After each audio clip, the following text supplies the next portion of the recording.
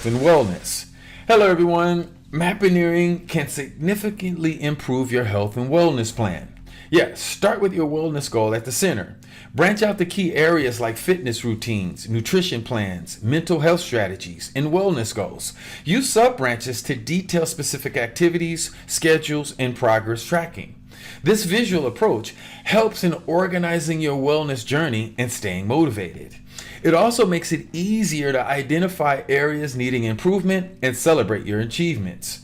Mind maps make your health and wellness plans more structured and attainable. Can you dig it? I knew that you could. Peace.